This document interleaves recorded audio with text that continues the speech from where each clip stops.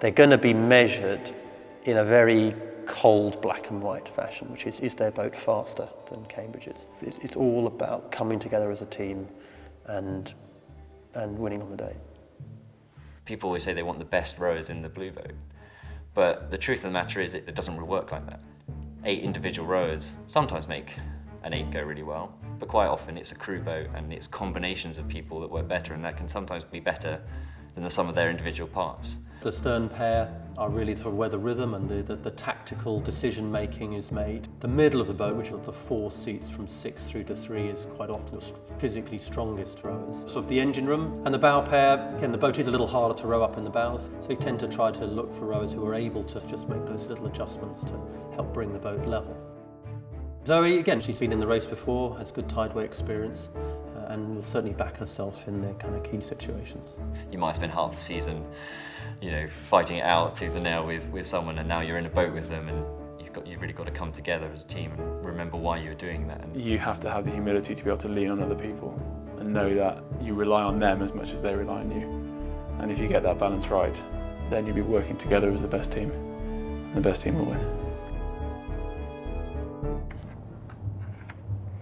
And you've got Putney down at this end, Hammersmith Bridge up here just before halfway.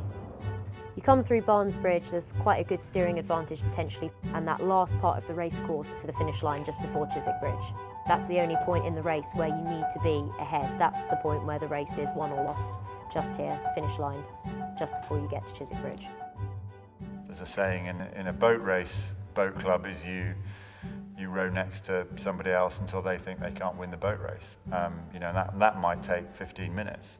And that means when you have these kind of landmarks down the course, knowing where they are, how long they last for, when's the next one, and we do a lot of visualization training either on the land or on the water, so that when we get to race day, it feels like it's our home territory.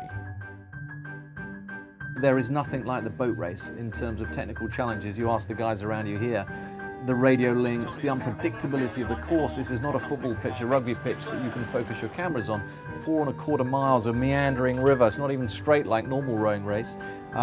The weather conditions. Can the helicopter fly? Can we get the signals back? We can mention exchanging a certain number of times. Contractually, we can mention them, for example, 4 times during the broadcast. So all these things we need to consider because we're talking about water, we're talking about mechanics, we're talking about radio signals.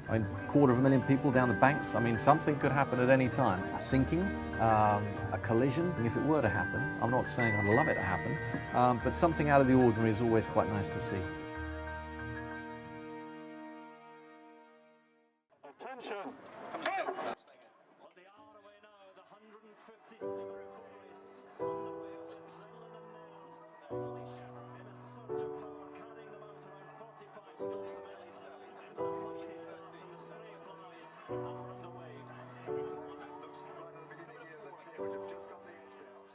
Barbara and I are busy during the boat race, and the first thing we really hear is the noise of the helicopter as it comes up. So that gives us an idea where the boat race has got to.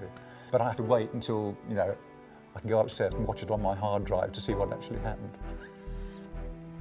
Even last year when we were winning by quite a large margin, you're so well drilled for the race plan that you're still working as hard as you can. So when you cross the finish line, the first thing I remember thinking was just slumping in exhaustion, and to get off and then watch your teammates do it again. It's just, you can see from my smile, it's still there. Whenever you remember these things, that will be with me forever. At the boat race pool after the race that day, we met the 2003 guys and we took a taxi together to go to the after party, and Matt Smith, who's sort of been my hero as a schoolboy, sort of said to me, "Karl, what did it feel like to know you were going to win at halfway?" Because it was something he'd never really experienced. His race had always been epic battles where they'd won by less than a length, and it's really strange to have your sort of heroes ask you sort of questions like that.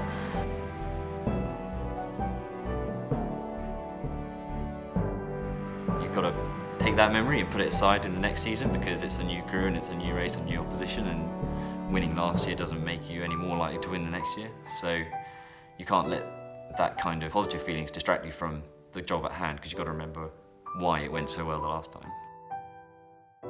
I think you just got to appreciate it, look and think, wow, but then be able to put it in its box, take control of it, put it away, and just remember why you're there, what you're doing, what your job is, and how you're going to work with those guys around you to make sure that you beat Cambridge.